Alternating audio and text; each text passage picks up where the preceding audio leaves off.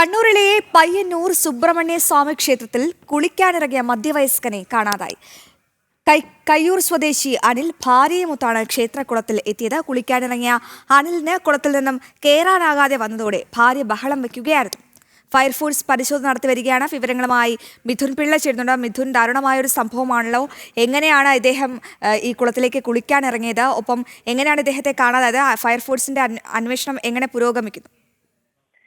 അശ്വതി, ഏതാണ്ട് വൈകിട്ട് 4:45 കൂടിയായിരുന്നു ഈ ഒരു സംഭവം നടന്നത്. പയ്യന്നൂർ സുബ്രഹ്മണ്യ സ്വാമി ക്ഷേത്രക്കുളത്തിലാണ് ഈ മധ്യവയസ്കരെ കാണാതായത്. കയ്യൂർ സ്വദേശിയായ അനിൽ ഭാര്യയുമൊത്താണ് ഈ ക്ഷേത്രകുളത്തിൽ എത്തിയത്. അവിടെ അനിൽ കുളത്തിൽ കുളിക്കാനിറങ്ങുകയും ചെയ്തു. ഈ സമയത്ത് കുളത്തിൽ നീന്താനിറങ്ങിയ അനിലിനെ കാണാത്തതിനെ തുടർന്നാണ് ഭാര്യ ബഹളം വെച്ചത്. തുടർന്ന് ഫയർഫോഴ്സും സ്കൂബ സംഘവും എത്തി അവിടെ പരിശോധന നടത്തി വരികയാണ്. ഇതുവരെ തെരച്ചിലിൽ അനിലിനെ കണ്ടെത്താൻ കഴിഞ്ഞിട്ടില്ല എന്നാണ് വ്യക്തമാകുന്നതായാലും ഫയർഫോഴ്സ് ഇപ്പോഴും പരിശോധന തുടരുകയാണ്. അശ്വതി, ഒരുപാട് ആഴമുള്ള കുളമാണോ മിഥുൻ? എത്ര നേരമായി ഇദ്ദേഹത്തെ കുളത്തിൽ കാണാതായിട്ട്?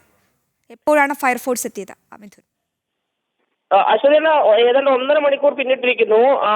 ഇപ്പോഴും വലിയ ആഴമുള്ള കുളം തന്നെയാണ്. അമ്പലക്കുളമാണ്, വലിയ ആഴമുള്ള കുളം തന്നെയാണ്. അപ്പോൾ ഈ കുളത്തിന്റെ അടിത്തട്ടിലെ ചെറിയിൽ മറ്റു കുടുങ്ങിയിട്ടുണ്ടെന്ന് പരിശോധന നടത്തി വരികയാണ്.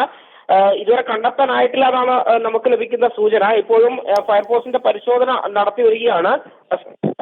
ഇറങ്ങി ആഴത്തിൽ പോയി കണ്ടെത്താനുള്ള ശ്രമം ഇപ്പോഴും നടത്തി വരികയാണ്. അശ്വതി, ശരി മിഥുൻ, വ്യക്തമാണ്. കണ്ണൂരിലെ പയ്യന്നൂർ സുബ്രഹ്മണ്യ സ്വാമി ക്ഷേത്രത്തിൽ കുളത്തിൽ കുളിക്കാനിറങ്ങിയ മധ്യവയസ്കനെയാണ് കാണാതായത്. അവിടെ അന്വേഷണ സംഘം ഫയർഫോഴ്സ് അവിടെ അന്വേഷണം തുടരുകയാണ്.